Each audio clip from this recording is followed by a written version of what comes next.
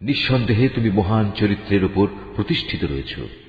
সেদিন খুব দূরে নয় যখন তুমি ও তোমাকে যারা পাগল বলে তারা সবাই দেখতে পাবে তোমাদের মধ্যে আসলে কে বিকারগ্রস্ত পাগল ছিল। তোমার মালিক ভালো করে জানে।